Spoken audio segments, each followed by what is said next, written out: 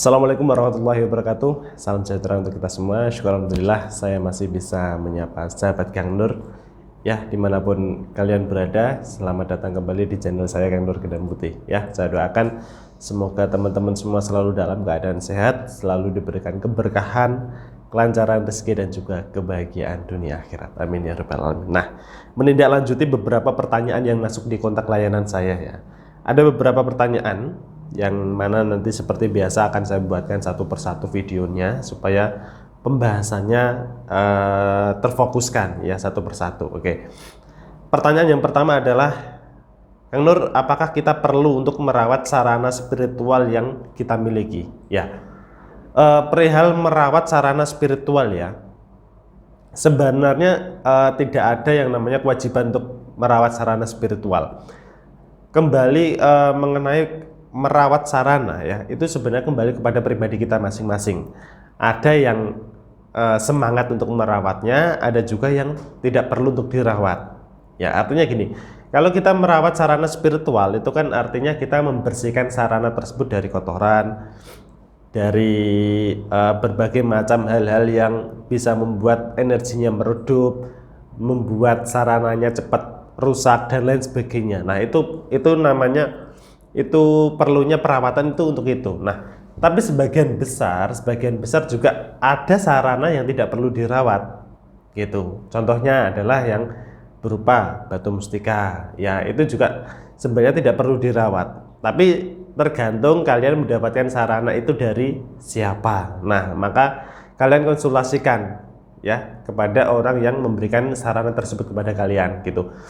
Kalau contoh saja, kalau dari Kang Nur ya, sarana spiritual dari Kang Nur semuanya sudah terkunci energinya ya, jadi tidak perlu yang namanya ada perawatan, karena sampai kapanpun energinya akan tetap aktif, tidak akan hilang. Nah, itu namanya proses penguncian energi di dalam suatu benda atau sarana spiritual tersebut. Nah, tapi kalau semisal ada memiliki sarana spiritual itu adalah peninggalan ya, peninggalan leluhur, orang tua, kakek, nenek dan lain sebagainya, atau bahkan diberi oleh seseorang, maka kalau kalian masih bisa bertanya pada orang tersebut, maka tanyakan apakah ini perlu dirawat dan cara merawatnya bagaimana.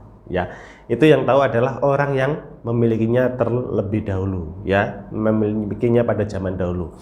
Kalau perlu dirawat, maka rawatlah sesuai yang dianjurkan. Nah, kalau semisal ingin merawat, Kang, kita sendiri mempunyai inisiatif, kita punya inisiatif ingin merawat sarana tersebut. Ya, caranya bagaimana? Oke. Kalau ingin merawat sarana tersebut, maka saran saya adalah gunakanlah minyak misik non alkohol.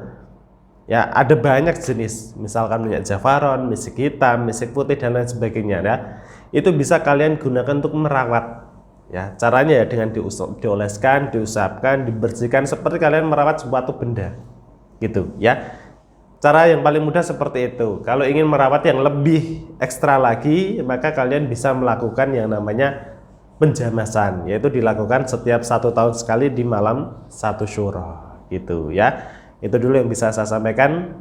Intinya adalah apakah perlu merawat sarana spiritual, kembali kepada diri kalian masing-masing, apakah kalian punya inisiatif untuk merawat atau tidak.